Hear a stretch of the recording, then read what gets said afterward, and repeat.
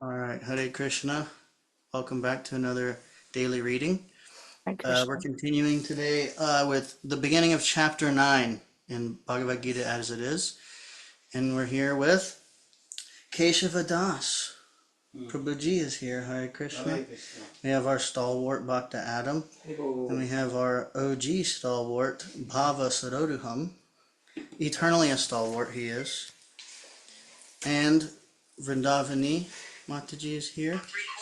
Ishani Mataji is here. And Bhagda Adam is also on here. So, Hare Krishna, thank you all so much. We're just going to dive into a little bit of Kirtan and then we're going to dive into Bhagavad Gita. So, Hare Krishna.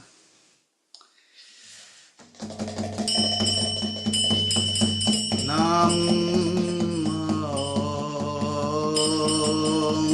Vishnu Padaya Krishna Prashtaya Bhutale Srimate Bhakti Vedanta Swami Iti Namine Om Krishna Paraya Krishna Prasthaya Bhutale Srimate Bhakti Vedanta Swami Iti Namine Namaste Saraswate Deve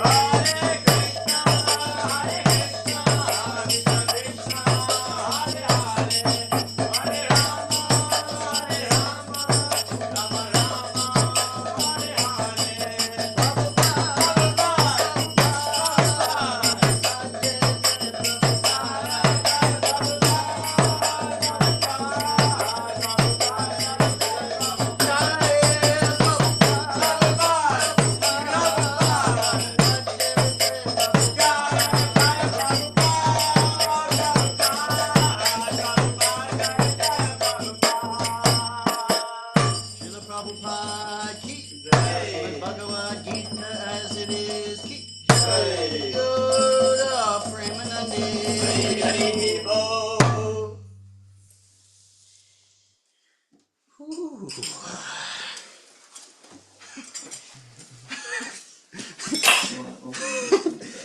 Hare Krishna.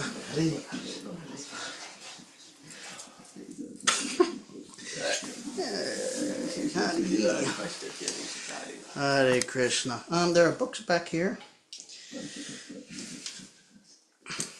Okay. So we're just starting chapter 9. There's one there. In the orange book, it's on page 373. If you'd like to follow along.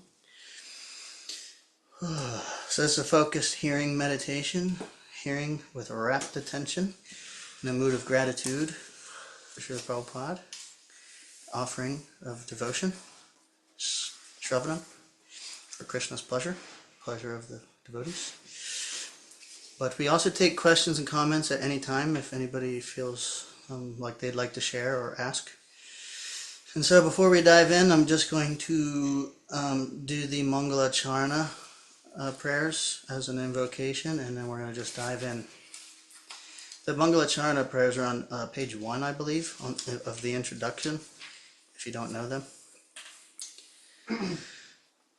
Om Jnana Timirandasya Gyananjana Shalakaya Chakshurunmilitam Yena Tasmai Shri Gurave Namah Shri Chaitanya Manobhishtam Stapitam Yena Bhutale Swayam Rupa Kadamayam Dadati Swapadantikam Vandeham Shri Guru Shri Yuta Parakamalam Shri Guru Vaishnavanscha Shri Rupam Sagrajatam Sahagana Raghunathan Vitantam Sajivam Sadvaitam Savadutam Parijana Sahitam Krishna Chaitanya Devam Shri Radha Krishna Padam Sahagana Lalita Shri Vishakan Vitamscha He Krishna Karuna Sindhu Dinabandho Jagatpate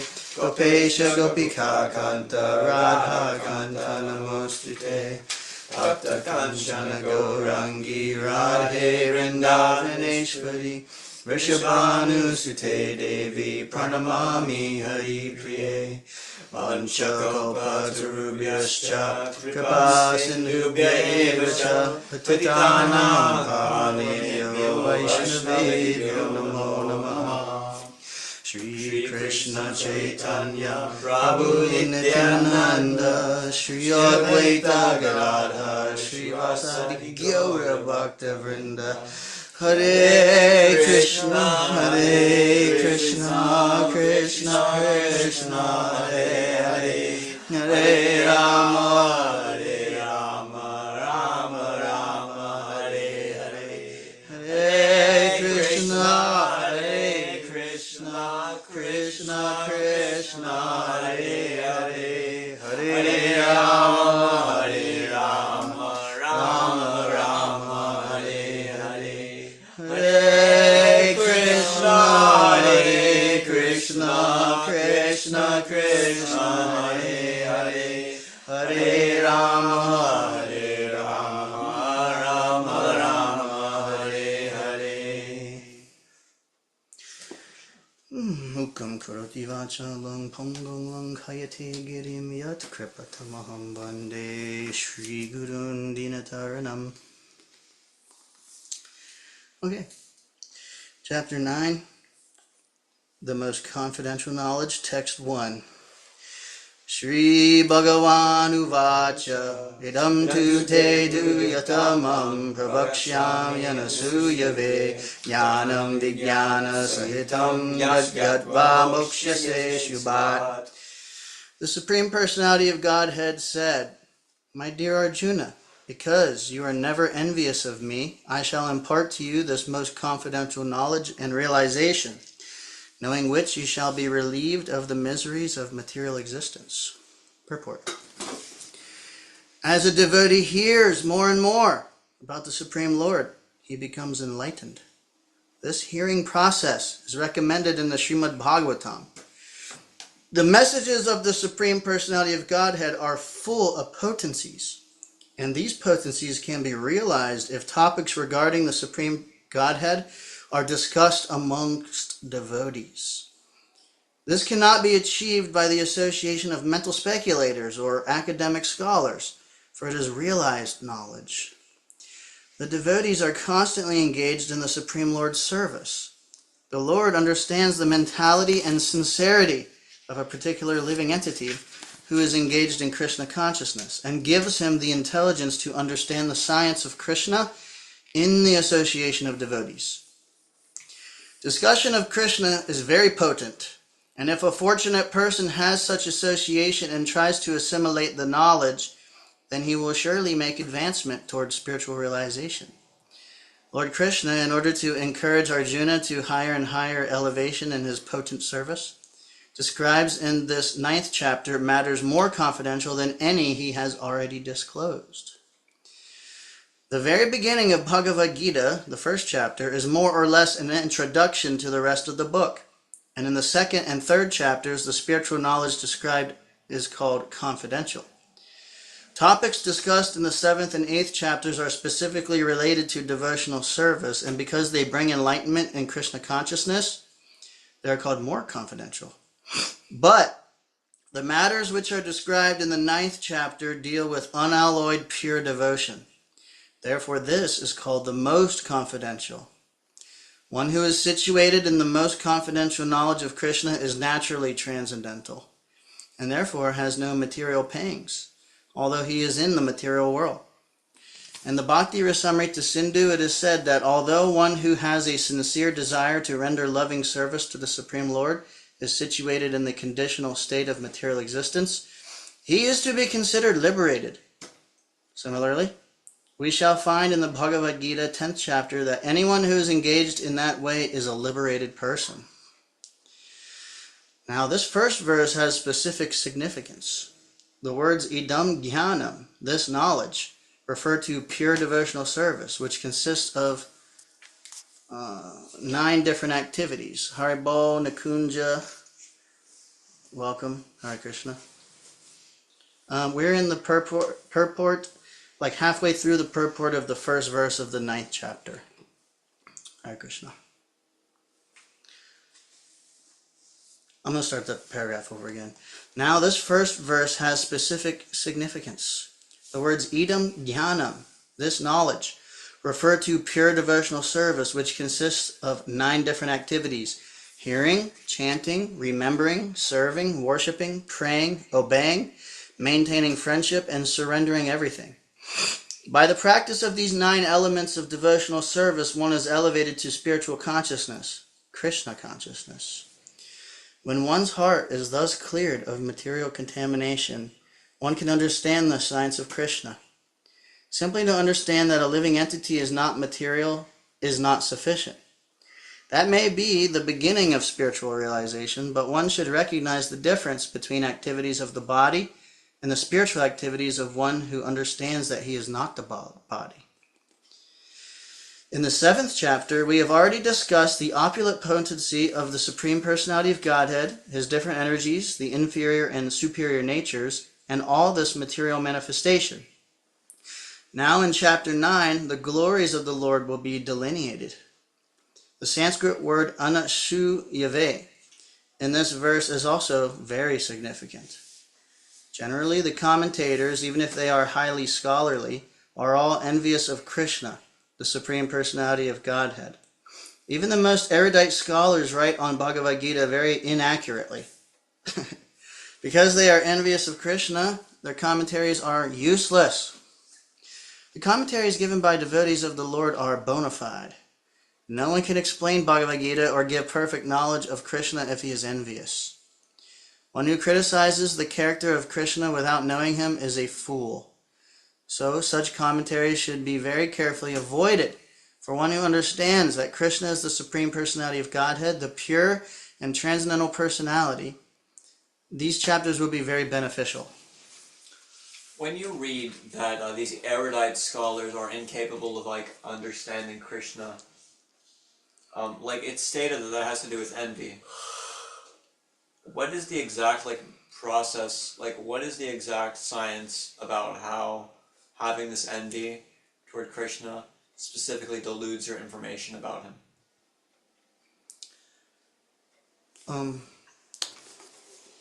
Well, actually, I was just thinking I was going to answer with this verse, Raja Vidya Raja Guyam, but it's the next verse. So, if you're open, maybe we'll just keep reading. But since we're stopped, I did think to point one thing out about that purport.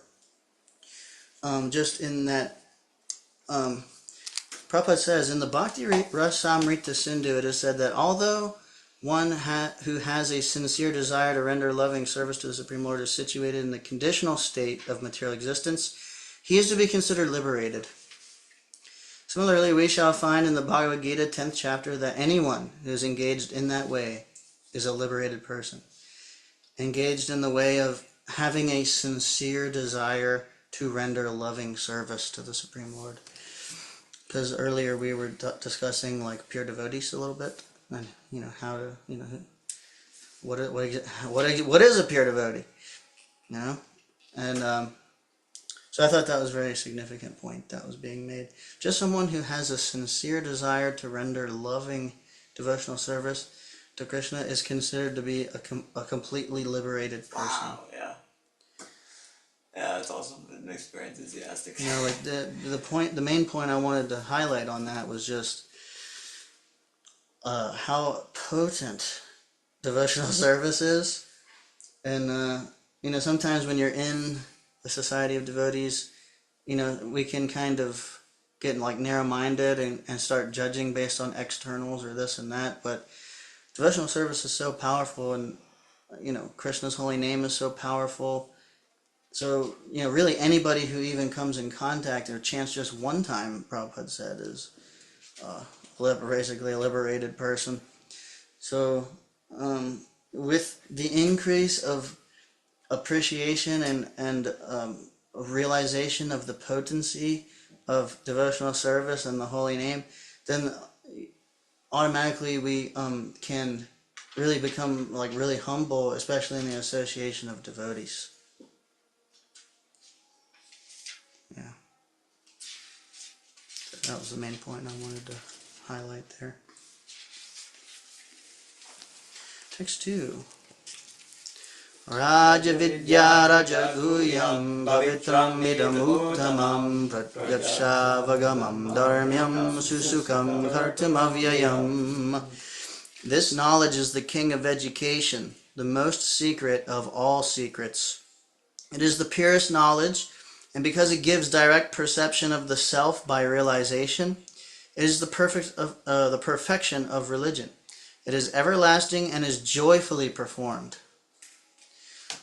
Purport. This chapter of Bhagavad Gita is called the King of Education because it is the essence of all doctrines and philosophies explained before. Among the principal philosophers in India are Gautama, Kanada, Kapila, Yogyavalkya, Sandilya, and Vaishvanara. And finally, there's Vyasadeva, the author of the Vedanta Sutra. So there is no dearth of knowledge in the field of philosophy or transcendental knowledge. Now, the Lord says that this 9th chapter is the king of all such knowledge, the essence of all knowledge that can be derived from the study of the Vedas and different kinds of philosophy. It is the most confidential because confidential or transcendental knowledge involves understanding the difference between the soul and the body. And the king of all confidential knowledge culminates in devotional service. Generally, people are not educated in this confidential knowledge. They are educated in external knowledge.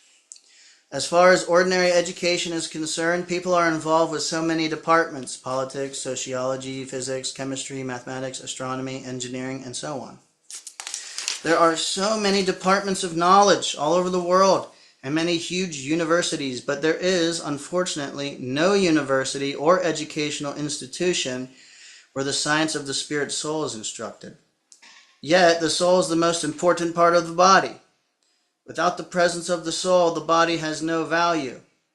Still, people are placing great stress on the bodily necessities of life, not caring for the vital soul. The Bhagavad Gita, especially from the 2nd chapter on, stresses the importance of the soul. In the very beginning, the Lord says that this body is perishable and that the soul is not perishable. Antavanta ime deha nityas yokta shariranaha. That is a confidential part of knowledge. Simply knowing that the spirit soul is different from this body and that its nature is immutable, indestructible, and eternal. But that gives no positive information about the soul. Sometimes people are under the impression that the soul is different from the body and that when the body is finished or one is liberated from the body, the soul remains in a void and becomes impersonal. But actually, that is not a fact. How can the soul, which is so active within this body, be inactive after being liberated from the body? It is always active.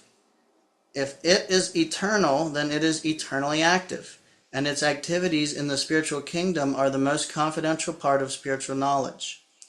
These activities of the spirit soul are therefore indicated here as constituting the king of all knowledge, the most confidential part of all knowledge. So, I'm going to ask in a little bit if anybody has reflections or anything. So if anything hits you, write it down or save it. And everybody online too. If something hits you, please share it. This knowledge is the purest form of all activities, as explained in Vedic literature.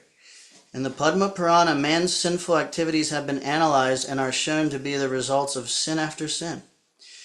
Those who are engaged in fruitive activities are entangled in different stages and forms of sinful reactions.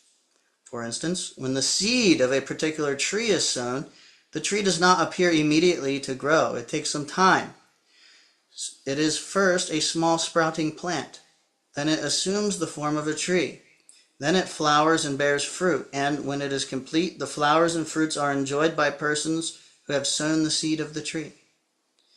Similarly, a man performs a sinful act, and like a seed, it takes time to fructify. There are different stages. The sinful action may have already stopped within the individual, but the results or the fruit of that sinful action are still to be enjoyed or suffered. There are sins which are still in the form of a seed, and there are others which are already fructified and are giving us fruit, which we are enjoying as distress and pain. As explained in the 28th verse of the 7th chapter, a person who has completely ended the reactions of all sinful activities and who is fully engaged in pious activities, being freed from the duality of this material world, becomes engaged in devotional service to the Supreme Personality of Godhead, Krishna. In other words, those who are actually engaged in the devotional service of the Supreme Lord are already freed from all reactions.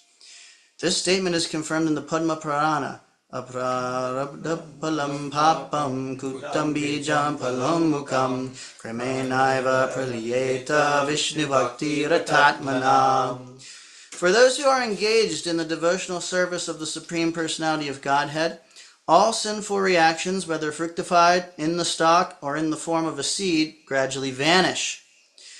Therefore, the purifying potency of devotional service is very strong. And it is called Pavitram Uttamam, the purest.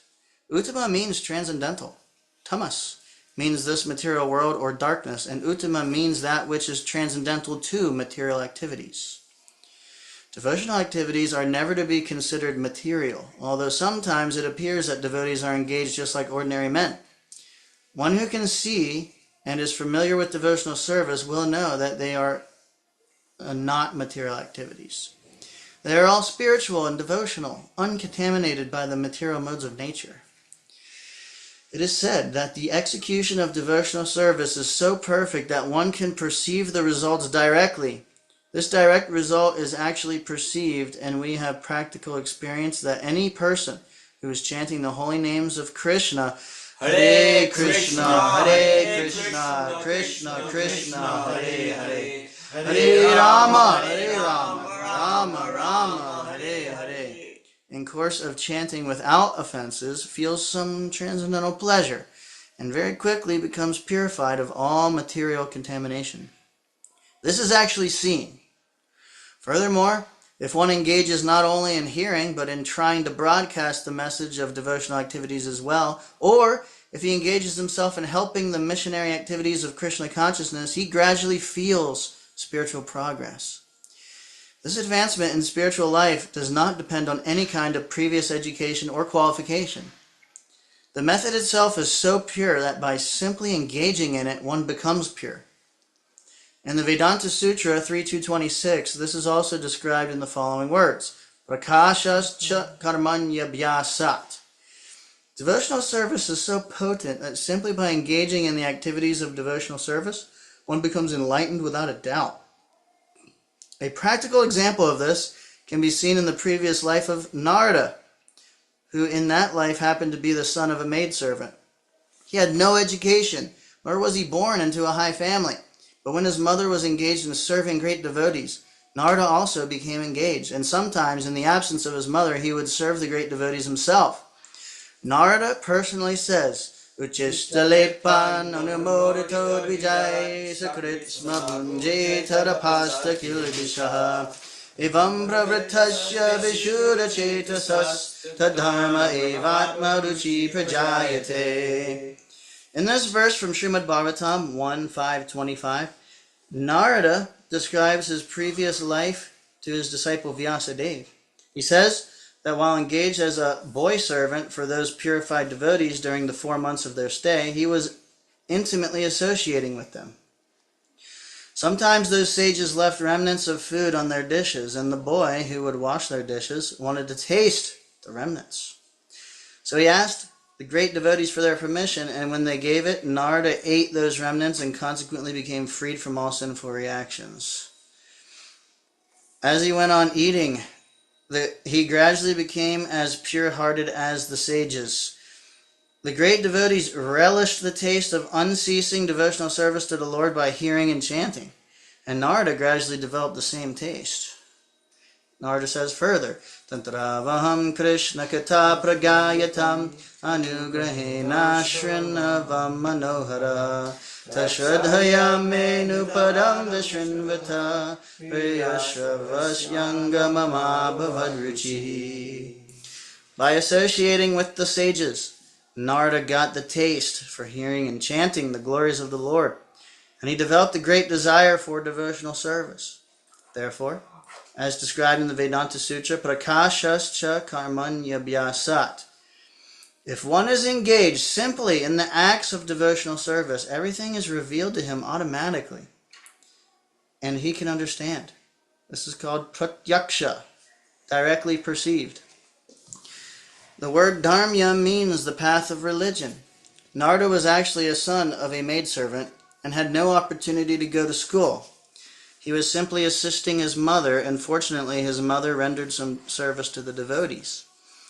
The child Narada also got the opportunity and simply by association achieved the highest goal of all religion. The highest goal of all religion is devotional service. As stated in Srimad Bhagavatam, Savai Pangsam Paro Dharmo Yato Bhaktir Adhukshaje. Religious people generally do not know that the highest perfection of religion is the attainment of devotional service. As we have already discussed in regard to the last verse of chapter 8, Vedeshu Yageshu Tapashu Chaiva. Generally, Vedic knowledge is required for self-realization, but here, although Narada never went to the school of the spiritual master and was not educated in the Vedic principles, he acquired the highest results of Vedic study. This process is so potent that even without performing the religious process regularly, one can be raised to the highest perfection. How is this possible? This is also confirmed in Vedic literature. Acharyavan Purusho Veda. One who is in association with great acharyas, even if he is not educated or has never studied the Vedas, can become familiar with all the knowledge necessary for realization. That's crazy, isn't it? The process of devotional service is a very happy one. Susukam. Why? Devotional service consists of Shravanam Kirtanam Vishnu. So one can simply hear the chanting of the glories of the Lord or can attend philosophical lectures on transcendental knowledge given by authorized acharyas. Simply by sitting, one can learn. Then one can eat the remnants of the food offered to God. Nice palatable dishes. In every state, devotional service is joyful. One can execute devotional service even in the most poverty-stricken condition. The Lord says, Patram pushpam palam toyam. He is ready to accept from the devotee any kind of offering, never mind what, even a leaf, flower, a bit of fruit, or a little water, which are all available in every part of the world, can be offered by any person, regardless of social position, and will be accepted if offered with love. Or as Madhavendra Puri would say, with love. There are many instances in history, simply by tasting the tulsi leaves offered to the lotus feet of the Lord, great sages like Sanat Kumar became great devotees. Therefore, the devotional process is very nice, and it can be executed in a happy mood. God accepts only the love with which things are offered to him.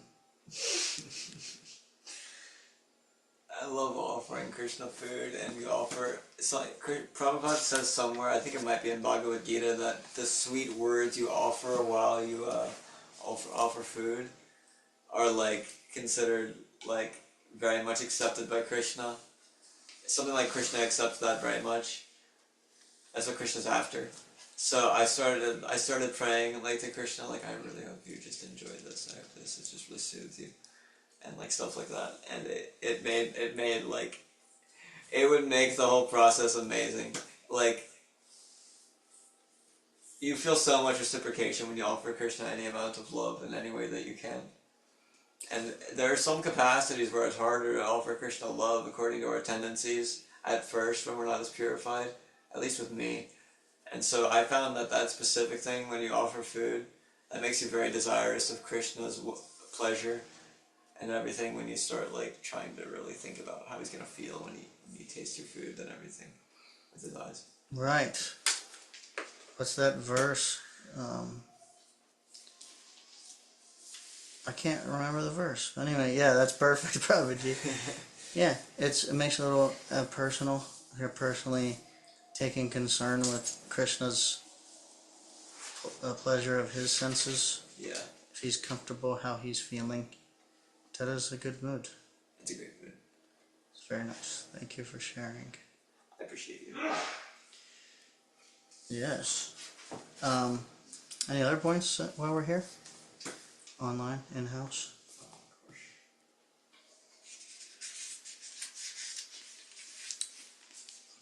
Keep going here. It is said that this devotional service is eternally existing. It is not as the Mayavadi philosophers claim. Although they sometimes take to so-called devotional service, their idea is that as long as they are not liberated, they will continue their devotional service. But at the end, when they become liberated, they will become one with God. Such temporary time-serving devotional service is not accepted as a pure devotional service. Actual devotional service continues after liberation. When the devotee goes to the spiritual planet in the kingdom of God, he is also engaged there in serving the Supreme Lord. He does not try to become one with the Supreme Lord. As will be seen in the Bhagavad Gita, actual devotional service begins after liberation. After one is liberated, when one is situated in the Brahman position, Brahmabhuta, one's devotional service begins. Samasarveshu bhuteshu madbhaktim labhate param. By executing devotional service, one can understand the Supreme Lord. No one can understand the Supreme Personality of Godhead by executing Karma Yoga, Jnana Yoga, Ashtanga Yoga, or any other yoga independently. By these yogic methods, one may make a little progress toward Bhakti Yoga, but without coming to the stage of devotional service, one cannot understand what is the Personality of Godhead. In the Srimad Bhagavatam, it is also confirmed that when one becomes purified by executing the process of devotional service, especially by hearing Srimad Bhagavatam or Bhagavad Gita from realized souls, then he can understand the science of Krishna, or the science of God. Evam prasana manaso bhagavad bhakti yogataha. When one's heart is cleansed of all nonsense, then one can understand what God is. Thus, the process of devotional service of Krishna consciousness is the king of all education and the king of all confidential knowledge.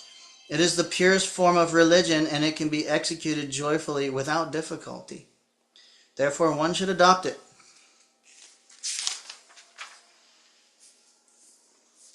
I just want to share something here. I'm just going to highlight, Prabhupada was talking this several times throughout that purport, this point of basically the last sentence in one of these paragraphs says, God accepts only the love with which things are offered to him. And I just wanted to highlight that a little bit and bring that point out as much as we could.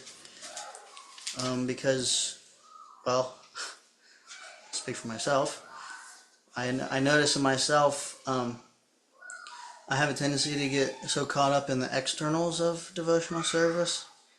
How things are looking or what exactly is happening, or, I'm trying to read a situation like, okay, if this, Krishna must be pleased if this is going on, or Krishna is not pleased if this is going on, or whatever it is.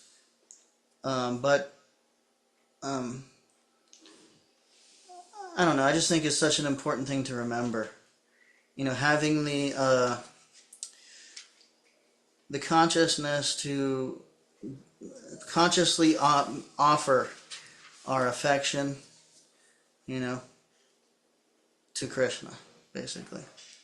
We can offer the leaf and the incense and the water and the fruit and everything else, but sometimes we might get so caught in the ritual of doing it, or the regulation of doing it, that accessing the deeper the chambers of the heart is not happening. So like to take the time and okay, really affectionately offering, okay, and I heard from Chandramali Maharaj when we were in Denver. He gave a class and he was giving and he was quoting from Shastra. I believe there's a purport in Srimad Bhagavatam explaining this exact point, that he was explaining the proper way of taking darshan.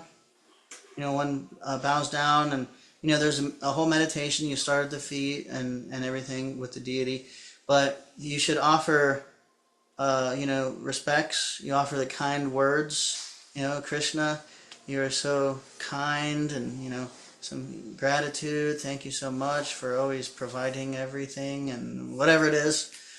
And the second one was, I am so fallen. You remember this?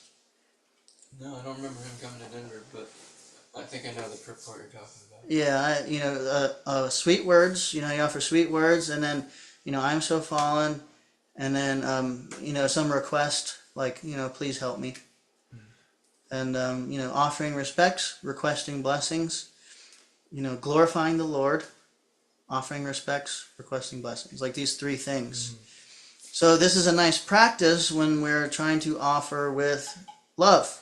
Just exactly like Bhaktivedanta Prabhu was sharing, taking the time to talk to Krishna a little bit, offer specifically, you're concerned with his specific aspect of comfort or whatever it is, like taking the time and meditating in that way and offering sweet words. Krishna, you're so kind. I just want to offer this to you, in gratitude for everything that you do for us, and that element of also, remembering, I'm so fallen, was specifically highlighted.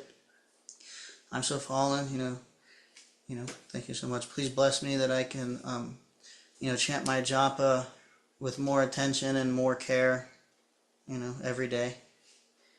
And that's a nice offering. So, this is what I have heard. It's a nice process for taking our offerings deeper. Instead of just wham bam, thank you ma'am, gotta go and gotta do my laundry and gotta do this and do that. Whatever, Like, all right, I gotta give Krishna this, and I gotta wash my socks, and I gotta vacuum, and, it's just Anyway. Hare Krishna. We got time for another one. Yay. Are you looking up that purport? Yeah, I'm trying to find it. I want to say fourth canto, but I can't remember.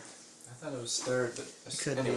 be. Yeah, Talk about the meditating on different body parts when Kapila is. Or, Right. Narada. That's what I was thinking. At the end of 3. Yeah, sorry, my memory is bad. But I'll keep reading. I'm gonna read at least one more verse, and if anybody wants to share online, please do. Or anybody. Okay. Text 3. Ashraddhana Purusha Dharmasyasya Parantapa Aprapyam Nivartante Mriti Samsara Vartmani. Those who are not faithful in this devotional service cannot attain me, O conqueror of enemies. Therefore they return to the path of birth and death in this material world. Purport. The faithless cannot accomplish this process of devotional service. That is the purport of this verse. Faith is created by association with devotees. Unfortunate people, even after hearing all the evidence of Vedic literature from great personalities, still have no faith in God. They are hesitant and cannot stay fixed in the devotional service of the Lord. Thus, faith is a most important factor for progress in Krishna consciousness. In the Chaitanya Charitamrita, it is said that faith is the complete conviction that simply by serving the Supreme Lord Sri Krishna one can achieve all perfection. All perfection. All right. All perfection. Say it. All perfection. I can't hear you. Simply by serving the Supreme Lord Sri Krishna one can achieve all perfection. All what? I can't hear. Perfection. I don't want to soak that Bhagavad Gita too much. All right. Oh, where were we at? Okay, in the Chaitanya Charitamrita it is said that faith is the complete conviction that simply by serving the Supreme Lord Sri Krishna one can achieve all perfection. That is called real faith. As stated in the Srimad Bhagavatam 4:31-14, Yata taro mulana shechanena tripyanti tachkanda bujo pashaka pranopahasya yatendriyanam tataiva sarvarhanam achyuteja. By giving water to the root of a tree, one satisfies its branches, twigs, and leaves. And by supplying food to the stomach, one satisfies all the senses of the body.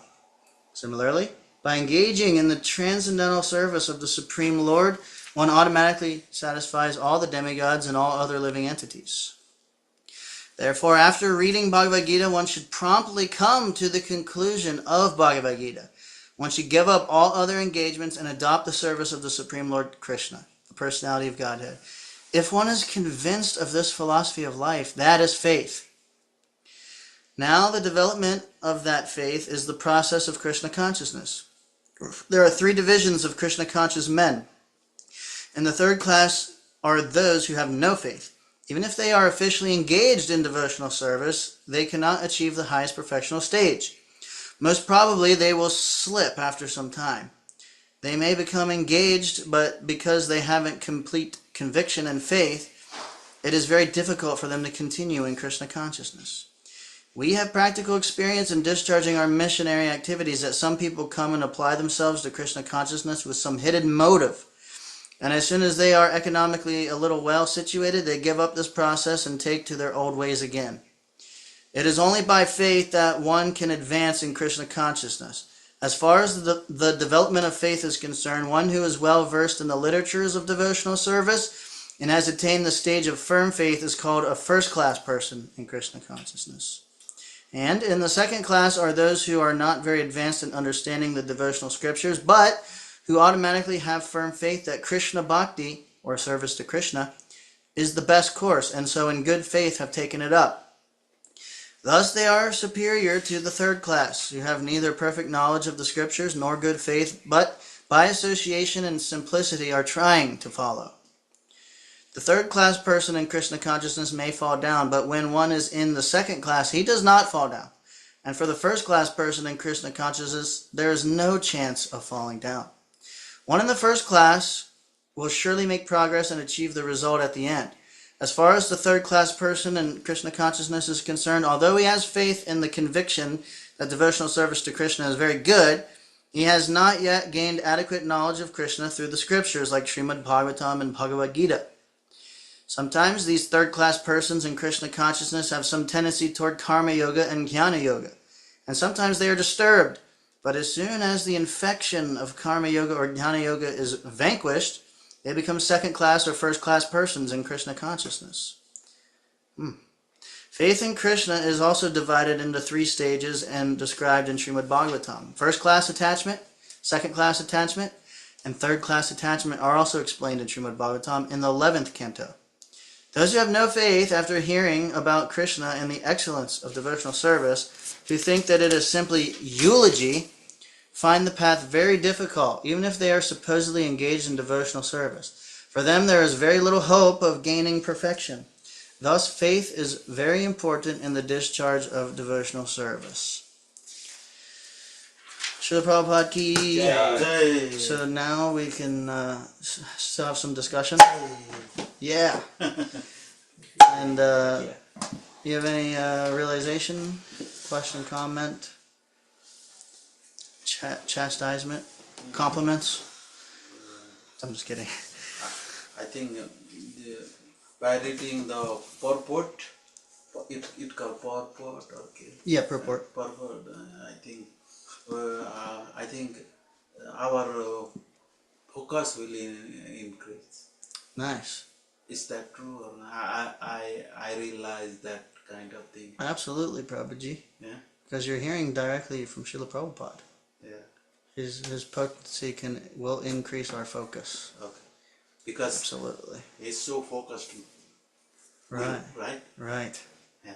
Once he said that while drinking the water, I drink. I have 100% focused on my while I drinking the water, like that kind of thing. Right. It's very focused. Absolutely. Thank you, Prabhuji. Anybody online want to share anything? Prabhuji, Thank you. Amazing class. I'm really enjoying. Thank you so much. Thank you so much. Thank you for tuning in. Yeah. My grandma always said, letting Prabhupada speak for himself. So mostly that's what we're just doing. I Just do have one hearing. question. I It's have an a amazing question. process. So, we were talking about how sometimes senior devotees in the purport sometimes maybe are confused between soul and body, right? And they're still judgmental, right? We just talked about this. We're not the body. But I have a question. So, a lot of times I've been around since I'm 16 with ISKCON. I'm 47 now. But I still to this day have a really difficult time with a lot of elders that maybe have a hard time accepting me as a devotee, per se. Am I saying that right? I don't want to be blasphemous, but I just wanted to ask you because this is something I'm comfortable with you, so that's why I'm asking. But how would I approach this or ignore this? Because I would think after as many years as I've been around, and I'm still seeing this happen, how should I go about this? Well, I appreciate your question and I appreciate you sharing. Um, well, with this kind of thing, I think it's really, like there's a general approach we can have, and there's also according to time, place, circumstance, individual, all that. It may vary according to what the circumstance actually is. In the details. Mm, Uh, but generally, I think a lot of times, whether they're senior or junior or whoever they are, right. um, you know, sometimes, devotees might be a little bit specific in their mood and specifically on, externals of dress and appearance and or whatever it is. Hmm. And I think most of the time we can kind of appreciate maybe where they're coming from. Like for me, I have long hair, and And facial sometimes hair. maybe a devotee will say, "Hey, how about shaving up?" And so I can appreciate maybe where they're coming from, and Mm, it would, But for me, I know myself that I'm trying to be genuine and where I'm at right now, and I just Okay. I actually can appreciate that kind of thing, but I'm just For chastisement. not there yet for myself. Okay. So, like, that's one thing. Another thing is, sometimes, Prabhupada explains three ways a person can be senior. Mm-hmm. One is age, the one is time practicing, Okay. and the third one is knowledge. And Mm-hmm. of the three, the one taken most into consideration is knowledge. That is why Shukadeva Goswami was, whenever he spoke Srimad Bhagavatam to Maharaj Parikshit, Mm-hmm. or everybody came. Narada Muni, Lord Shiva was there. All these exalted sages, the spiritual masters, they all came and they sat, and because they could see, 16-year-old Shukadeva Goswami was the most qualified, so they sat to hear him. Okay. So anyway, the point being that, uh, some just because someone has the age or the time practicing, if they're not, they still can be situated on in a kanishta level, a lower level, and sometimes we might see like someone senior in age also, engaging in activities like, how do I put this? Like complaining, criticizing, things Mm-hmm. that are, kanishta activities. Mm. So we're not here to judge anybody. Like, Yeah. we're not here. We don't know someone's relationship with Krishna, Right. but we don't have to take it personally. Also, whenever if they come towards us with this kind of Well energy, said. Well said. so we can really be in a mood of humility and see like, is this coming from Krishna? Or do they have a valid point? Uh-huh. Or is there any way that I can appreciate where they're coming from? Or sometimes, you just gotta wish them well, and sometimes you gotta just let cows moo. As it said, like, you know, Okay. I mean, no matter what you do, somebody has a problem with it. Thank Anyway, you. I needed to hear that. Thank you, because I've been struggling the past few days, and I'm really grateful for that. Thank you for yeah, your and perspective. usually, like you got a temple full of devotees. There's like, like 50 devotees here, and maybe like one of them has an issue or something. Right. And sometimes we might take that as like, oh, like they don't like me here or something, or we like kind of copy and paste that over everybody or something. But Right. generally, most of the time, most devotees really are just so accepting and uh, tolerant. Correct. So, yeah, I would try not to take it personally, but then also, Okay. like try to see it coming from Krishna. If there's some way I can do better, if not, then if I'm be satisfied with my own sincere desire to be Krishna conscious, and maybe Okay. try to serve those devotees somehow. Good idea. Thank you. Thank you, Hare Krishna. Hare Krishna. Any other points?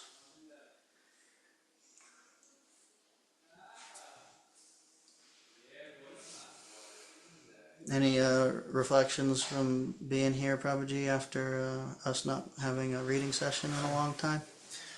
No, but I mean not no, but I was just reflecting how that first kirtan, when you're just getting in the mood, about to hear, it's really special. And when you're not doing it for a long time, it's like it all just comes flooding back from all those years of just doing it all the time.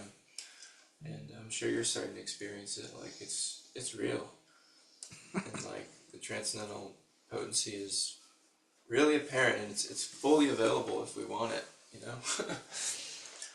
And anyway, yeah.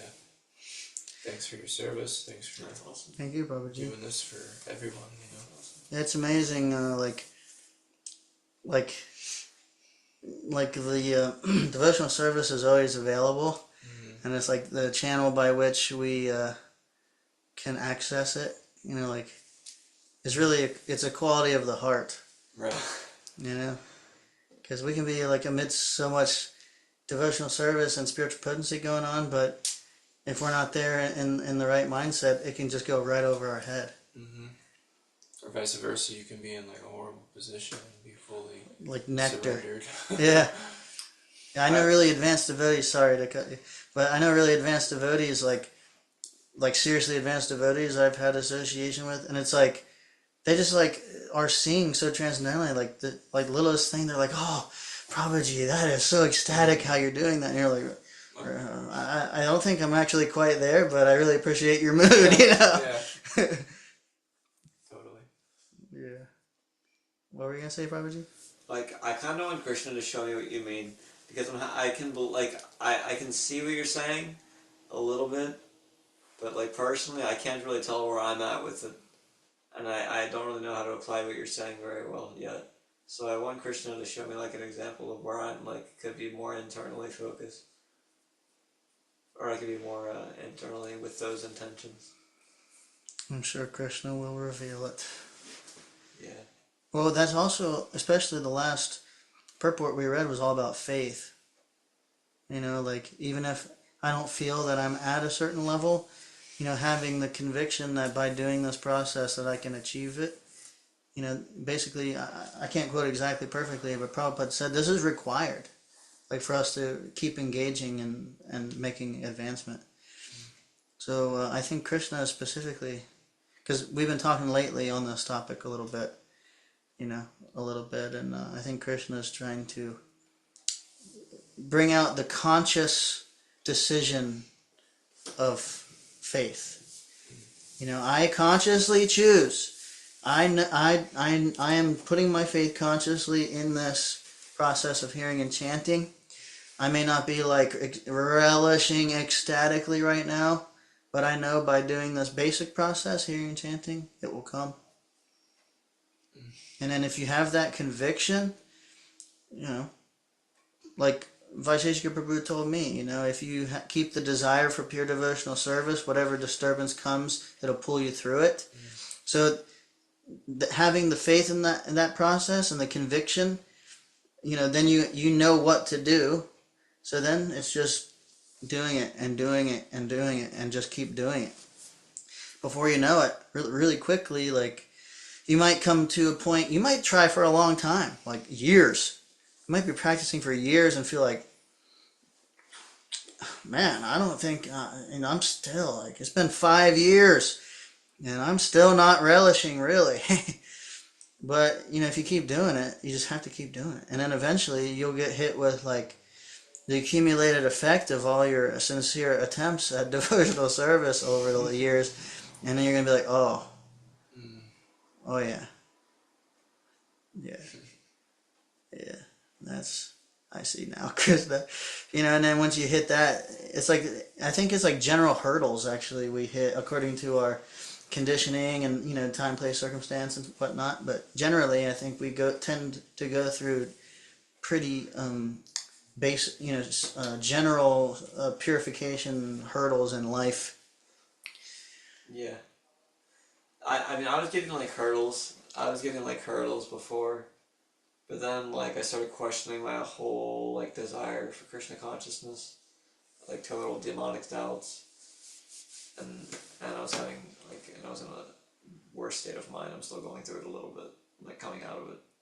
But Prabhuji, you're doing such perfect right thing, you know, every single day, Yeah, I would chanting, and you know, you're doing service, like, you're doing so good. If you can just you know, tolerate the mind some and keep pushing forward. Eventually, like, you know, it's kind of like taking a thorn out with a thorn. It's kind of uncomfortable, the mind, you know, processing these kinds of feelings and thoughts. But if you just keep going, eventually it'll, you know, and you're gonna be like, man, I actually feel better. processing the kind of, how does that analogy? Thoughts and feelings, like, for example, whatever, you know, like, questioning where I'm at. Yeah. You know, whatever. Am I doing this wrong? Am I wrong? Am I messing this up? Or whatever it is. I don't know. Yeah. You know. Yeah. And then as we go, you know, like, Krishna reciprocates. Like, you're learning Mridanga really nicely. Pretty soon you're going to be playing really, really nice. Be able to play in the kirtan. He's going to be able to lead kirtan and play, and like Krishna's going to reciprocate in different ways where you're going to offer service in different ways, and your taste is going to increase in different ways, and you know it's going to be like, you know, it's going to be a whole it's a whole thing. You know, it's like anyway. It would be more alarming if you were like, "Yeah, everything's great," and like I feel like totally absorbed.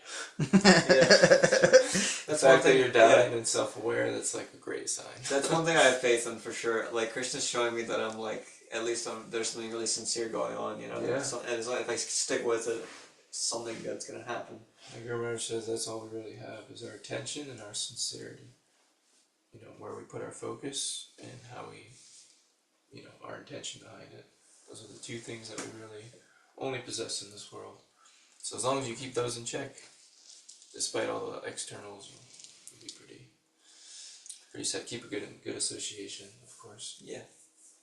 Thank you. Jai. It's awesome. Yeah, it is. So any other points? Last call online. I think Nakunja, I think you're the only one left on here.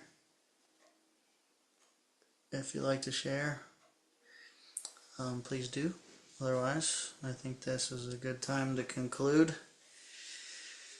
Srila Prabhupada ki jai. Vanchakalpa tarubhyascha kripa sindhubhya eva cha patitanam pavanebhyo vaishnavebhyo namo namaha. Anantakoti Vaishnavrinda ki jai. Thank you guys so much for coming. Thank you for tuning in. I'm going to end the recording now. Hare Krishna. You're